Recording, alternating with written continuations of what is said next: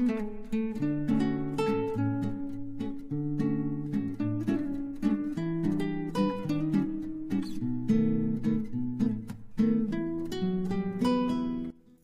Everyone, আমি দেবলীনা। প্রবাসে আমার ছোট্ট রান্নাঘরে তোমাদের আরও একবার স্বাগত জানাই।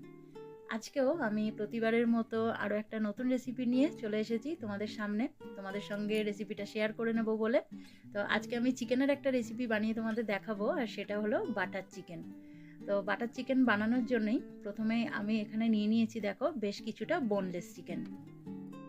আর চিকেনটাকে আমি এভাবে ছোট ছোট করে কেটে নিয়েছি।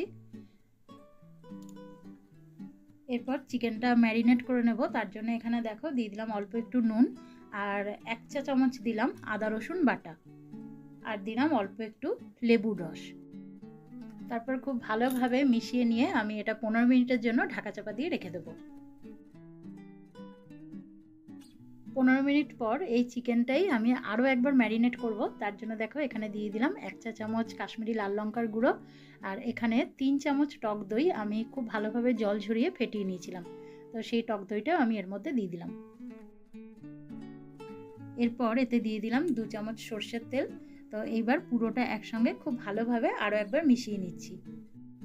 তারপর খুব ভালোভাবে মিশিয়ে নেওয়ার পর আমি এই চিকেনটাই আরও আধা ঘন্টার জন্য ঢাকা চাপা দিয়ে রেখে দেবো। এদিকে একটা ফ্রাইং প্যানে আমি দিয়ে দিলাম বেশ কিছুটা বাটারটা খুব ভালোভাবে মেল্ট হয়ে যাওয়ার পর এর মধ্যে দিয়ে দিচ্ছি গোটা গরম মশলা, যার মধ্যে আছে 2টো লবঙ্গ আর 2টো এলাচ। তারপর এতে দিয়ে দিচ্ছি 2টো মিডিয়াম সাইজের টমেটো, আমি এভাবে কেটে নিয়েছিলাম, সেটাও দিয়ে দিলাম। এবার টমেটোটা একটু হালকা করে ভেজে নেওয়ার পরই এর মধ্যে আমি দিয়ে দিচ্ছি পেঁয়াজও এখানে আমি মিডিয়াম সাইজেরই 2টো নিয়েছি, তো সেটাও এভাবে কেটে নিয়েছিলাম, সেটা দিয়ে দিলাম। এবার টমেটো আর পেঁয়াজটা একটু ভেজে নেব, আর এই ভেজে নেওয়ার সময় এর মধ্যে দিয়ে দেবো স্বাদ মতো নুন, আর অল্প একটু দিয়েছি কাশ্মীরি লাল লঙ্কার গুঁড়ো, এই 1 চা চামচের একটু কম দিয়েছি। আর ঝালের জন্য দিয়েছি 2টো শুকনো লঙ্কাটা আমি এইভাবেই ফাটিয়ে এর মধ্যে দিয়ে দিলাম। আর এখানে 10 থেকে 12টা কাজু আমি একটু ভেঙে নিয়েছিলাম, তো সেটাও এর মধ্যে দিয়ে দিলাম। এবার পুরোটা খুব ভালোভাবে মিশিয়ে নিয়ে আমি 5 থেকে 7 মিনিটের জন্য ঢাকা চাপা দিয়ে রেখে দেবো। এখন দেখো এটা অনেকটাই নরম হয়ে গেছে, তো এবার ওভেনটা বন্ধ করে দিচ্ছি। এটা একটু ঠান্ডা করে নিয়ে এর একটা পেস্ট বানিয়ে নেবো পরে। আর ততক্ষণে এদিকে দেখো আরেকটা ফ্রাইং প্যান আমি বসিয়ে দিয়েছি, আর এখানে আমি 2 চামচের মতো দিয়েছি সাদা তেল, মানে রিফাইন্ড অয়েল। তো সেটা দেওয়ার পর আমি এখানে দেখো চিকেনের পিসগুলো এক এক করে দিয়ে দিচ্ছি।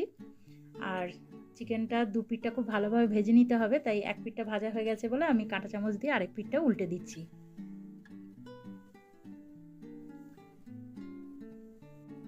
তো এখন দেখো 2 পিঠটা খুব ভালোভাবে ভাজা হয়ে গেছে, তো এবার একটা বাটিতে আমি তুলে নিচ্ছি।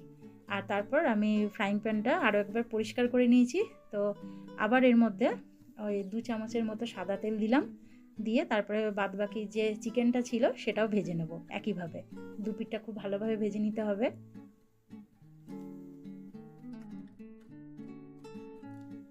তো এটাও দেখো ভাজা হয়ে গেছে 2 পিঠটা খুব ভালোভাবে। এবার এটাও আমি একটা বাটিতে তুলে নিচ্ছি। আর এদিকে টমেটো, পেঁয়াজ আর কাজু বাদামের যে পেস্টটা আমি তৈরি করে রেখেছি সেটা একটা ছাঁকনি দিয়ে খুব ভালোভাবে ছেঁকে নেব।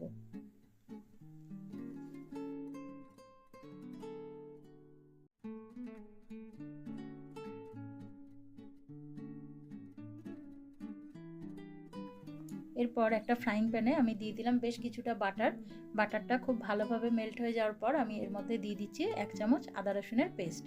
তো আদা রসুনটাকে খুব ভালোভাবে ভেজে নেব।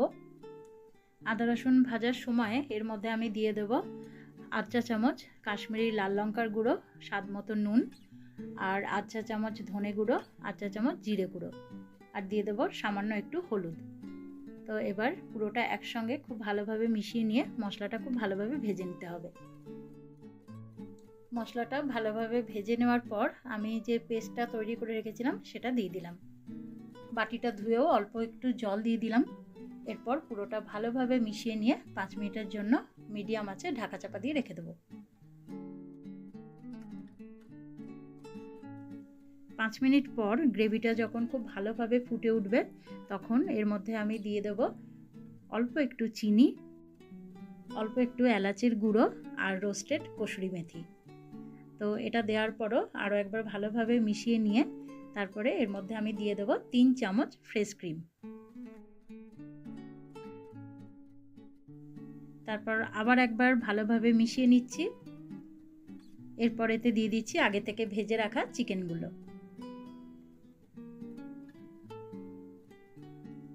গ্রেভির সাথে চিকেনটা খুব ভালোভাবে মিশিয়ে নিয়ে 5 থেকে 7 মিনিটের জন্য মিডিয়াম আঁচে ঢাকা চাপা দিয়ে রেখে দিচ্ছি।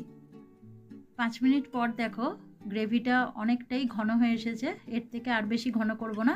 এবার আমি ওভেনটা বন্ধ করে দিচ্ছি আর তারপরে একটা বাটিতে দেখো আমি সার্ভ করে নিচ্ছি। এরপর ওপর দিয়ে দিলাম অল্প একটু ফ্রেশ ক্রিম।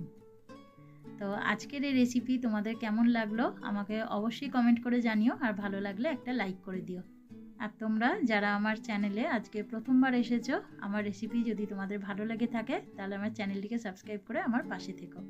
তাহলে চলো তোমাদের সঙ্গে আবার দেখা হবে নতুন আরেকটা রেসিপি নিয়ে খুব তাড়াতাড়ি। তোমরা সবাই ভালো থেকো, সুস্থ থেকো, সাবধানে থেকো।